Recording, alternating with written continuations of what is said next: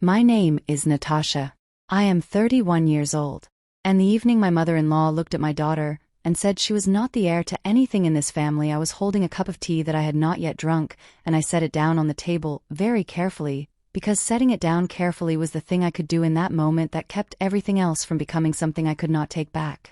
Welcome to Hidden Truth Revenge, where the truth always finds a way. If stories of family betrayal, quiet dignity, and justice that arrives exactly when it is needed speak to something you have lived through, then stay with me until the end. This one begins at a family dinner that was supposed to celebrate the first birthday of my daughter and became something entirely different the moment my mother-in-law stood up and said what she said in front of everyone at that table. My daughter's name is Lena. She was turning 1 year old. She had her father's eyes and my grandmother's hair, and the specific laugh of a child who has discovered that the world is full of things that are funny if you pay the right kind of attention to them, which she had been discovering enthusiastically for several months, to the particular delight of everyone who spent time with her. Everyone except my mother-in-law Patricia. Patricia had been uncomfortable with Lena since the day she was born. Not in the way that some grandmothers are uncomfortable with newborns, the specific discomfort of people who do not know what to do with something so small and so new and so demanding of a kind of attention they have not practiced. Patricia's discomfort was different. It was the discomfort of someone who is looking at something and seeing in it something that challenges a story they have been telling themselves, and the challenging of the story is producing a response that has nothing to do with the baby and everything to do with the story. I had noticed it from the first hospital visit. The way she had looked at Lena in my arms with an expression that moved through warmth too quickly and arrived at something more calculating before she had decided what she wanted her face to show. The way she had asked about Lena's features with a specificity that went beyond the ordinary curiosity of a new grandmother and had the quality of an assessment rather than a celebration. I had filed it away. I had told myself I was reading too much into the expressions of a woman who was complicated in ways I had spent 4 years of marriage learning to navigate, and who was perhaps simply processing the arrival of a grandchild in a complicated way. I had been wrong to file it away. I understood that completely on the evening of Lena's first birthday dinner. The dinner was at Patricia's house because Patricia had insisted on hosting and my husband James had agreed, because agreeing with his mother on matters of hosting was one of the ways he managed the relationship with her that cost everyone the least energy in the short term. 12 people at the table. James's sister and her husband. 2 aunts. 3 cousins. My parents who had driven 3 hours to be there. And Patricia at the head of the table with the specific authority of a woman in her own home who has decided that the evening is going to go a particular way. The meal was good. The cake was beautiful. Lena sat in her high chair at the corner of the table between James and me, and ate small pieces of things with the serious concentration of a 1-year-old who has discovered that food is one of the better things the world has to offer, and brings her full attention to it accordingly. We sang. Lena looked at the candle with the specific expression she used when something was interesting and new, and she had not yet decided whether to be delighted or cautious about it. She decided delighted. She laughed. Everyone laughed with her. My mother reached across the table and touched her cheek. Then Patricia stood up. She stood with the particular deliberateness of someone who has been waiting for a moment and has decided this is the moment, and she raised her glass and said she wanted to say something about the family and about the future of the family and about what the family represented and what it required of the people who were part of it. She talked for 3 minutes about the family name, about the history of the family, about what it meant to carry that history forward, and what it required of the children who would one day carry it. She talked about inheritance, not in the financial sense exactly, in the larger sense of what a family passed to the next generation and what the next generation was responsible for preserving. Then she looked at Lena. She said, "Which is why it is important that we are honest with ourselves about who is truly part of this family and who carries this family forward. And I have to say, looking at this child, I have questions that I believe deserve to be asked." The table went very quiet. She said, "Lena does not look like our family. She does not have our features. I have been looking at this child for a year, and I do not see my son in her, and I think it is time for the family to be honest about what that means."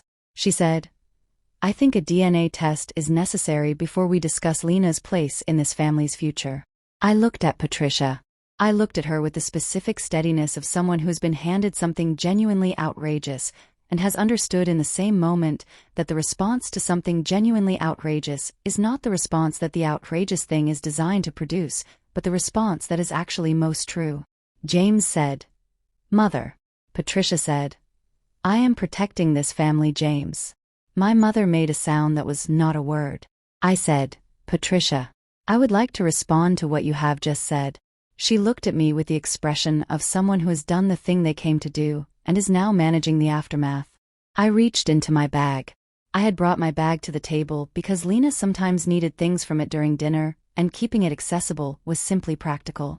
I put my hand into the bag and I found what I was looking for without looking, because I knew exactly where it was because I had put it there that morning specifically. I put a document on the table. I said, "This is a DNA test. James and I had it done when Lena was 3 months old.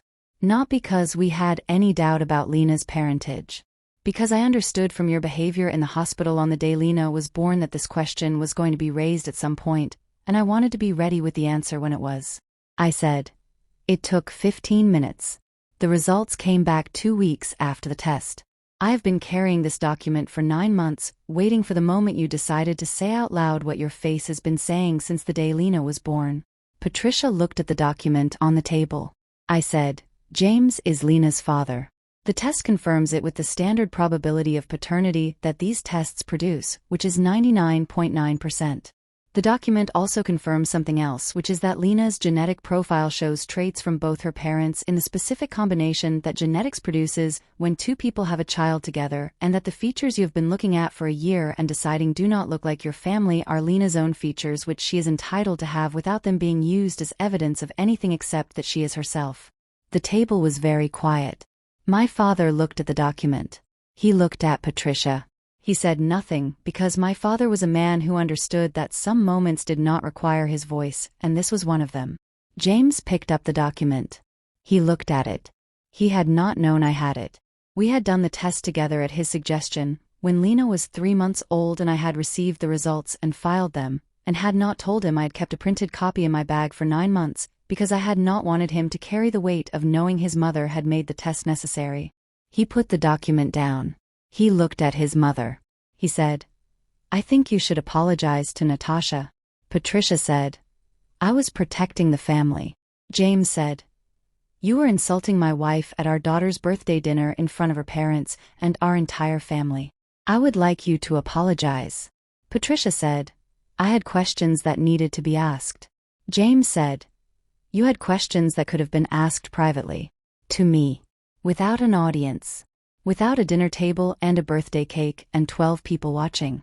The way you asked them was designed to humiliate Natasha and to cast doubt on Lena in front of every person in this family simultaneously. I am asking you to apologize for the way you chose to do it." Patricia looked at the document. Then she looked at me. She said, "I apologize for the timing." I said, "I accept that for now."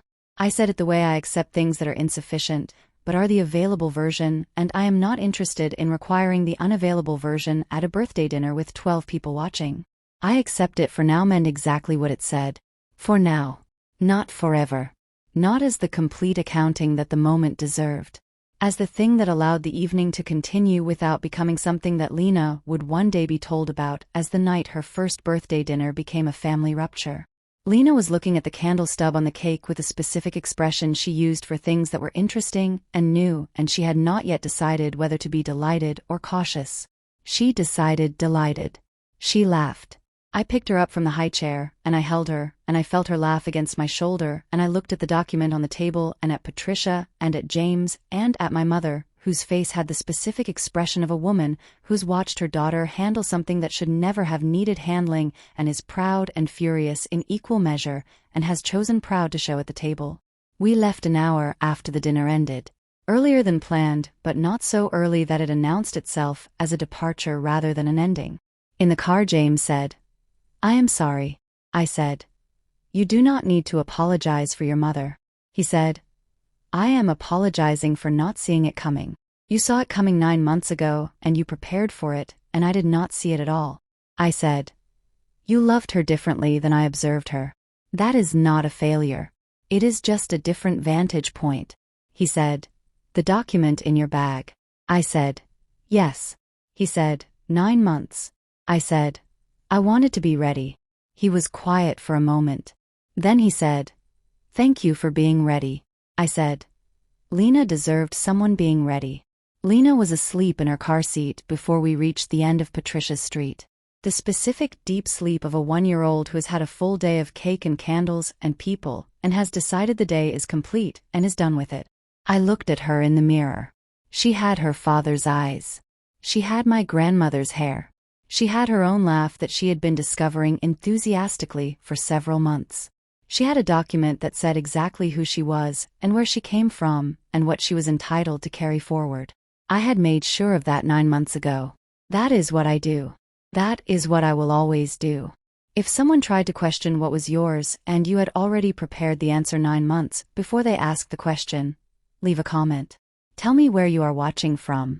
Subscribe for the next one. This is Hidden Truth Revenge, where the truth always finds a way.